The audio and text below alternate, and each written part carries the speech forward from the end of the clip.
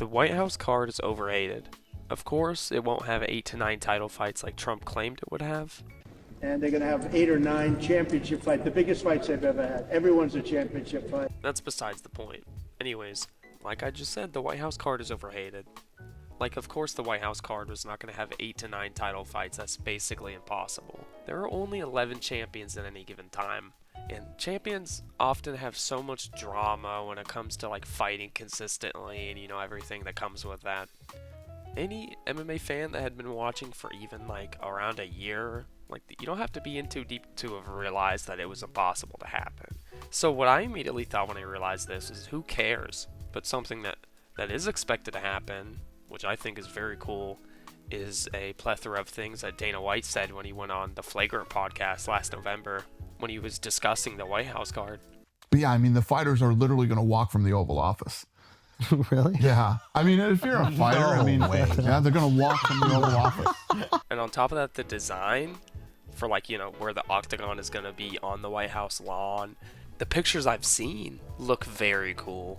Like they have this cool metal framing above with all the lights and, the screens.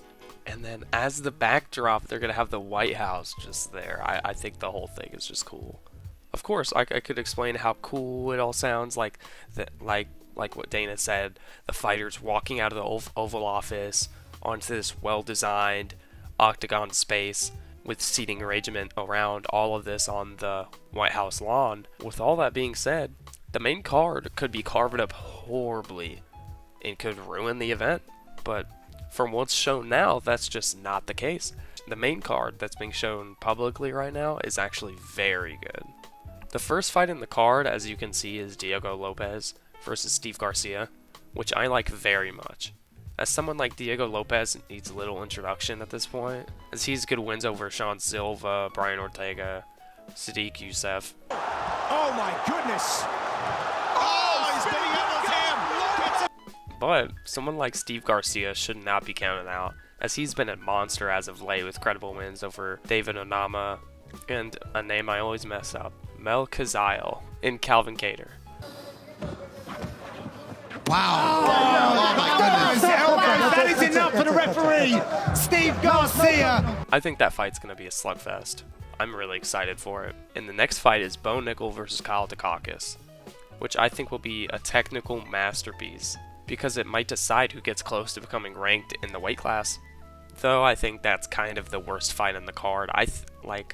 Bo Nickel needs to prove himself more, in my opinion. He's lost pretty recently.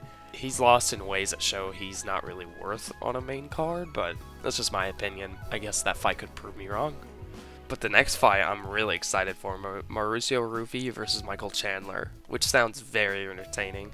Someone as dynamic as Mauricio Rufy when it comes to mixing strikes together. Oh! Look at Fazeev. That's it. Closing the distance. It's done. And there it is. Wow. Mauricio Rufy. Against someone like Michael Chandler, who has never had a boring fight in the UFC.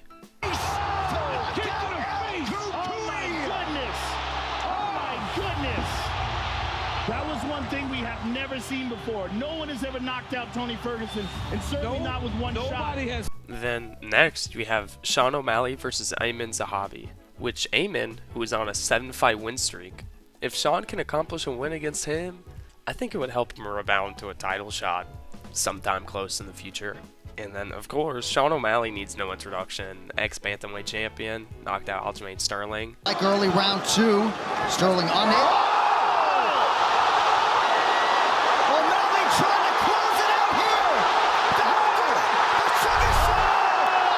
And then for the co-main, you have Alex Pereira versus Cyril Gane, someone who is champion of the middleweight division after famously knocking out Israel Adesanya in 2022, which, by the way, was only his fourth fight in the UFC.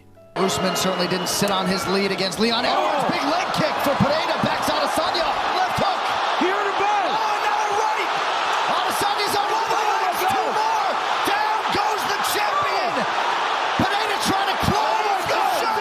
That'll do it. And then, of course, when he lost the rematch to Izzy, he moved up a weight class to light heavyweight. And then after only 2 fights at light heavyweight, he got the belt from Yuri Prochazka. And since he's fighting Cyril Gane, If he succeeds in this vacant heavyweight title fight, he will be the only fighter in history to win the belt in 3 different weight divisions. It has to be said that Cyril Gane's talent should not be understated. His fluid kickboxing is some of the best I've ever seen in the heavyweight division.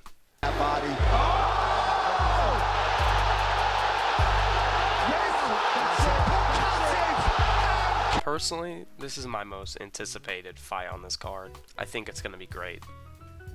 At the same time though, the main event is something everybody should be watching on the 14th of June, which is Ilia Topuria versus Justin Gaethje. If Topuria succeeds in knocking out Justin Gaethje like he's been acting like he will be, it will be the 4th legend in a row. The first of those being Volkanovski. It's really sad seeing that. Anyways, next being Max Holloway. He doesn't punch himself out. Oh! Massive knockdown! And the next, when Ilia moved up, was Charles Oliveira. Well, he's already busted up. One thing I've learned from my years of watching MMA is that the sport is incredibly unpredictable. Anything can happen. Justin Gaethje definitely has the keys to victory for this fight, because he's widely acclaimed to be the most violent fighter in MMA history. Immediately following the main event on FS1 or stream it live on the Fox Sports app. Oh! Big right from Gaethje, and down goes Vic.